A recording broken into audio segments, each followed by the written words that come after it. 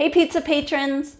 In this video, I am going to walk you through my overnight pizza dough recipe, which is one of my favorites. I know I'm always saying that, but really this is. It is super easy to make. You make it the night before you want pizza so that by the time your oven's preheated, all you have to do is prep your toppings and you're ready to go. I love this dough because it makes this super fluffy crust, almost like a Neapolitan style, but with way less fermentation time. So it's a great way to get restaurant quality pizza in your regular oven. All you need for this recipe is some bread flour, water, sugar, salt, instant yeast, and extra virgin olive oil. I've already measured 3 3/4 cup of bread flour into my big mixing bowl. The way I measure is to dip the measuring cup into the flour and then level it with a knife. Some people say spoon and level. This is just the way I do it, and it's the way that all my recipes are set up. So just so you know. All right, so I've got the flour in here. I'm going to add 1 teaspoon of sugar, 2 teaspoons of fine sea salt, 1, 2,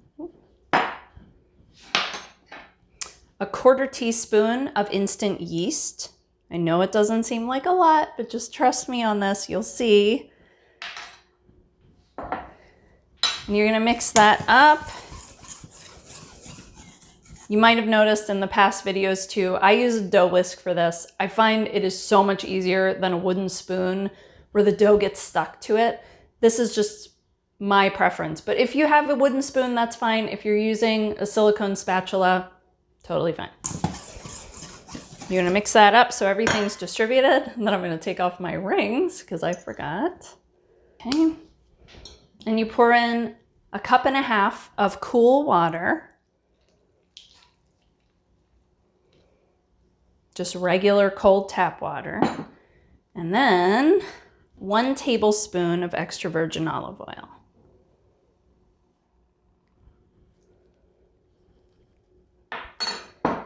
And then you mix it up. Mix it with your dough whisk or your spoon until most of the flour, if not all, is incorporated in the dough.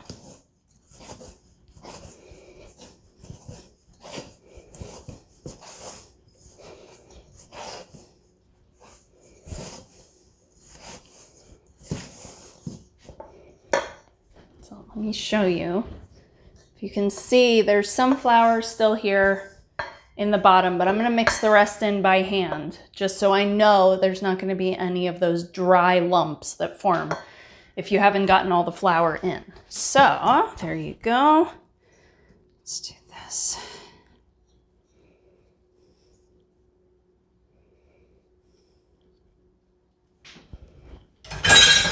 All right. Just use your hands. I'm doing like a kneading method where I'm kind of getting at it like a cat kneading something. Just letting it squish between your fingers. It's okay if it's sticky at this point. Just try and incorporate all the flour. Move it around in the bowl. Turn it. If it's really, really sticky and you really have to, you can add tiny bit of flour, but I would try and resist that urge because the more flour that's in this dough, the less of that fluffy, really moist, tender texture you'll get in the finished product. Everything is incorporated. My hands are super sticky. All right, let me just wash my hands and then I'll show you. There you go.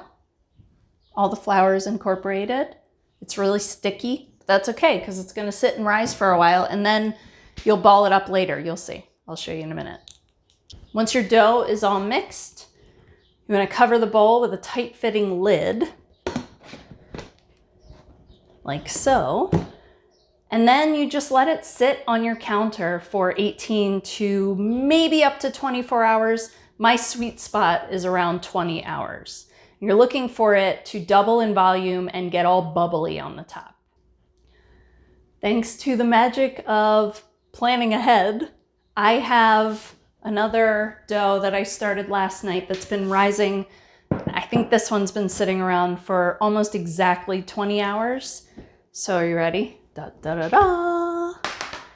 This is what it ends up looking like. So for instance, this is the dough that's been rising for 20 hours. This is the one that we just mixed together right now. Once your dough is finished rising, you want to flour a countertop, like so. Grab the dough out of the bowl. It will be goopy. That is okay. And you want to turn it in the flour, add a little bit more. Remember not to add too much, just enough so that it doesn't stick to your hands. So you want to turn it like so. And then here's the trick. You have to decide how many pieces you want to divide the dough into.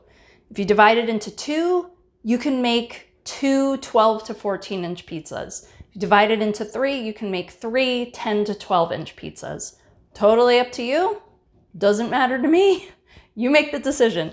Also, if you are not making all of the pizza now, you can freeze these. All you have to do is just ball it up, put the balled up dough in separate airtight containers or airtight zip top bags, and stick them in the freezer for up to 3 months, or put them in the fridge for a couple days. So I'm gonna divide this one in half because I want 2 pizzas. I usually go for about 12 to 14 inch for most. And then you want to ball it up. So you fold the pieces underneath like this, then keep folding. And then again. And so let me show you how beautiful this is. Oh, so pretty. They're nice and smooth, very, very easy to work with. Okay, and then ball this one up. I'm going to use both of mine later, so I'm not going to freeze or refrigerate mine. Put that there. And then you can use, I know it's dirty, but I'm just going to use the same bowl that it rose in. Cover it up. And then you're going to let these guys sit for about, 15, 20 minutes. Or if you're in a rush, you can roll it out and just make pizza right away. I like mine to rest a little bit because I find that then they're super easy to stretch. My timing is usually I'll make it the night before, time it so that it's ready about half an hour to 45 minutes before I want to make my actual pizzas.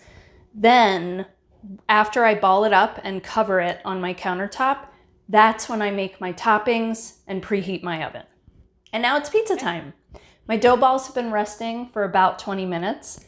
My oven preheated to 550 for about 30 minutes, and then I switched it to broil on high. I've got my steel plate in the oven. You could use a baking stone too. If you are making your pizza on a baking sheet or a pizza pan, you don't need to preheat the pan. Just preheat your oven to 500 degrees Fahrenheit for a good amount of time, maybe about half an hour, a little longer if you can. Then you're gonna top your dough on the pan, stick it in the oven, and it's gonna take about 10 minutes to cook. All right, are you ready? So let's look at these. My dough balls have puffed up a little bit, and they're nice and easy to work with. I can feel it. So I'm gonna stretch this guy out and I'm gonna put it on my peel. And then you'll have to check out this month's other video for my margarita pizza recipe. I'm gonna keep the bowl over the one that I'm not using. Otherwise the dough dries out a little bit. And then the way to work with this dough, get a nice floured countertop, not too much flour, just a little. Just enough to keep it from sticking. And then you want to pat it out till it's about 6 inches in diameter. You see how easy this is to work with? Okay. And then you pick it up. You're gonna gently pull it from all sides. This is about as close as you'll see to me tossing pizza dough. I don't wanna embarrass myself. Okay. Just go slow. There's no rush. You're not rushing. If you rush pizza dough, especially this one, it'll rip and then your pizza won't be as good.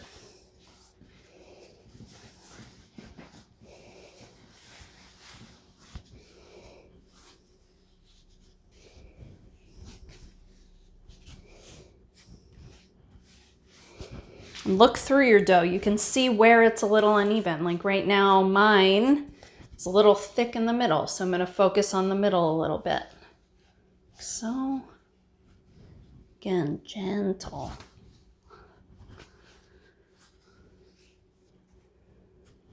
Take this as your meditation for the day.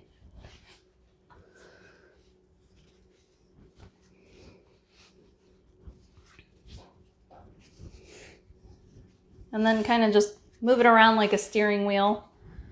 Let gravity do the work a little bit. And I'm going for about 14-inch round. If you have a smaller piece of dough, you're gonna go for a smaller round.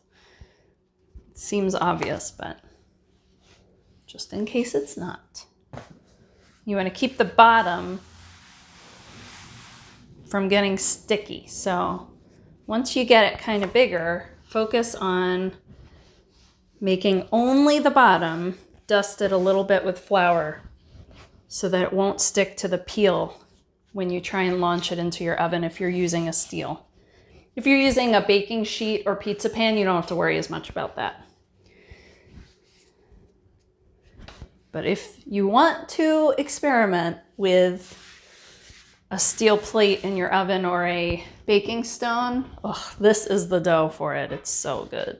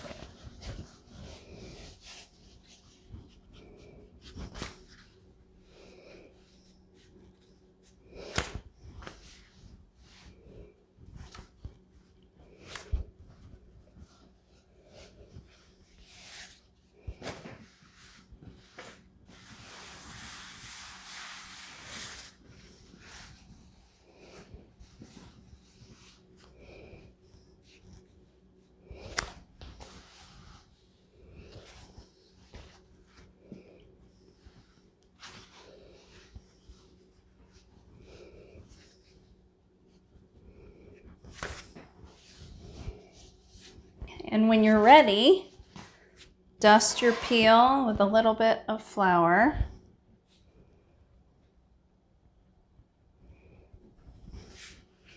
And put the floured side of your dough down, like so.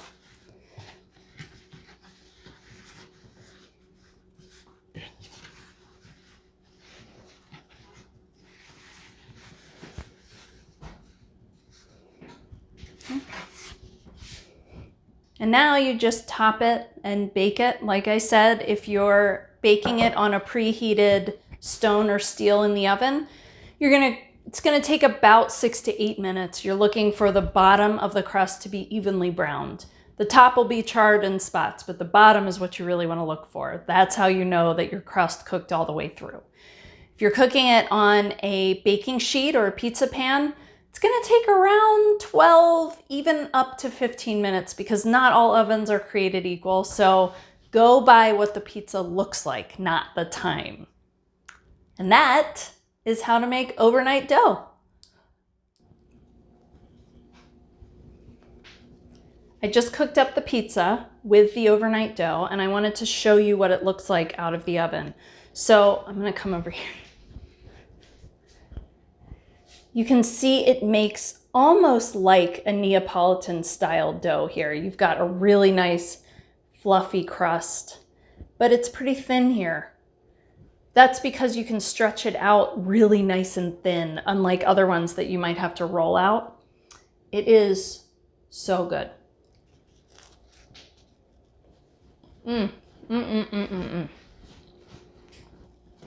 So there you have it. That is overnight dough. If you make it, please let me know what you think. Tag me on social media, leave a comment here below. It is so much fun to make pizza with you, and I can't wait to keep doing it. Thanks for your support.